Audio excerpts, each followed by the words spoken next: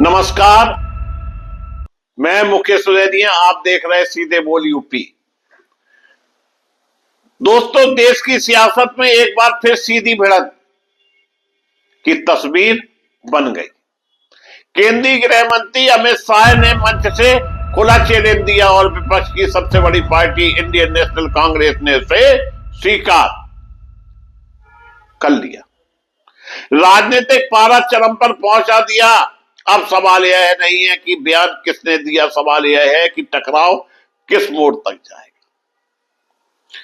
शाह का सीधा वार, आओ मैदान में।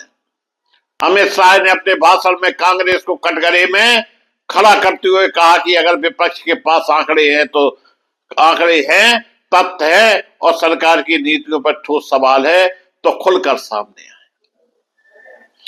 उन्होंने साफ कहा कि सरकार विकास, सुरक्षा और कल्याण की राजनीति करती है, जबकि कांग्रेस भ्रम और आरोपों की राजनीति में उलझी है। यह सिर्फ एक बयान नहीं दोस्तों, बल्कि एक राजनीतिक दांव था। सीधा मुकाबला, सीधी बहस, बिना किसी पर्दे के। कांग्रेस का पलटवार चुनौती मंजूर है। कांग्रेस ने भी बिना देर किए हुए ऐलान किया, चुनौती स्वीकार।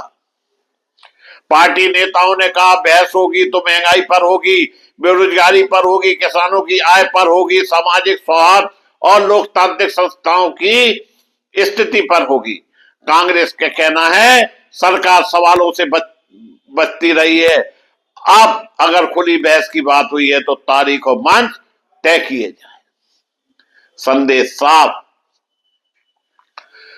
विपक्ष अब सीधे टकराव के मूड में है।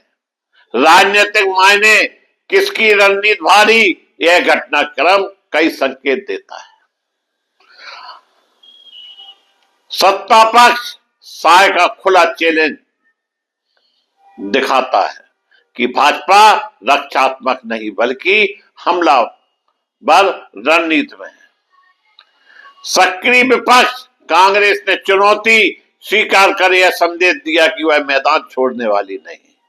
चुनावी संकेत, यह टकराव आने वाले चुनाव की पिच तैयार कर रहा है। राजनीतिक विशेषज्ञों का मानना है कि यह सिर्फ बयानबाजी नहीं बल्कि जनता के बीच नैरेटिव सेट करने की लड़ाई है। क्या होगी ऐतिहासिक बहस? अगर सचमुच सार्वजनिक मंच पर सरकार और कांग्रेस सामने सामने आते हैं तो यह भारतीय लोकतंत्र में एक अलग मिसाल बन सकती है। लेकिन बड़ा सवाल यही, क्या यह चुनौती केवल राजनीतिक रणनीति है या वाकई मुद्दों पर खुली बहस होगी? निष्कर्ष, अब होगा सीधा मुकाबला। अमित शाह का चैलेंज, कांग्रेस का स्वीकार। यह सियासी शतरंज की चाल भर नहीं बल्कि सत्ता बनाम विपक्ष की खुली जंग का ऐलान।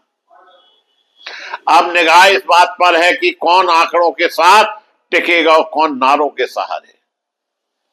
देश देख रहा है, क्या यह टकराव लोकतंत्र को नई दिशा देगा या फिर यह भी राजनीतिक गर्मी में सुलगता हुआ एक अध्याय बनकर रह जाएगा।